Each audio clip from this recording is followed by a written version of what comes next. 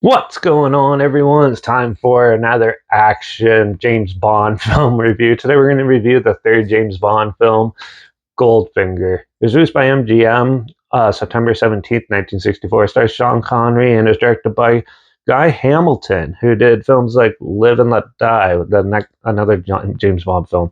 He also did The Man with the Golden Gun, another James Bond sequel coming up. Diamonds Are Forever, another James Bond film that's coming up, and also Evil Evil Under the Sun, which is some random action movie. This had a budget of $3 million, and this is the third James Bond film. So James Bond is actually hunting Goldfinger, an evil rich guy who has a sidekick called Pussy Galore and her flying circus. Oh man, that was funny.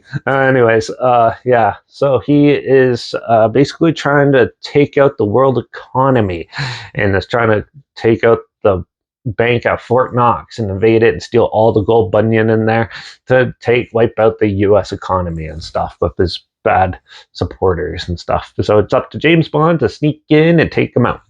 So this is actually a very fun one. This is one of the first James Bond movies I actually watched. My dad back when I was like 6, and it was a lot of fun. The characters are so well developed. That I love Goldfinger's character and stuff in it. He's very like back and forth, where he's good with people, but then he turns on them and stuff. He has a very maniacal sort of style when he gets angry and tries to take people out and stuff. His task of taking out the bank at Fort Knox is very well thought out too.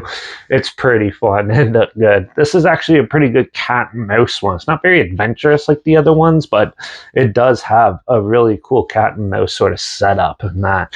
And you never really know who's going to be on James Bond's side and who's actually going to turn on him. There's some good twists and turns in there.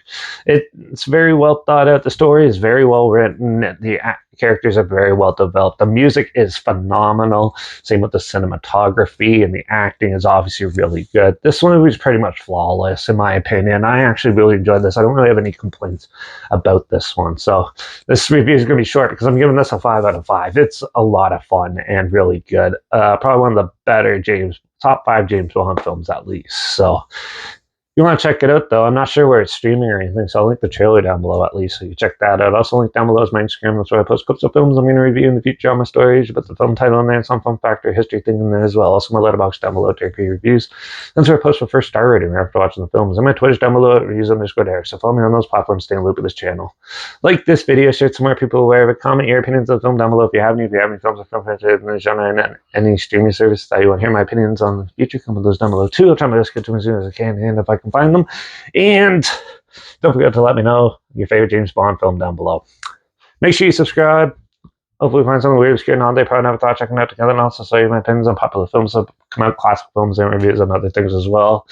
And don't forget to ring that bell, because I think Thunderball is the next one. We're reviewing the next James Bond movie, which I'm pretty sure is Thunderball. So yeah, where they go fight underwater. And so yeah, so tune in for that. Watch out for all those crazy evil dudes trying to take out the World Bank and steal all the gold and cause the economies to collapse, because, well, the economy is collapsing anyway, so I don't think that would really matter these days. And I guess I'll see you all in the next review. So until then, cheers!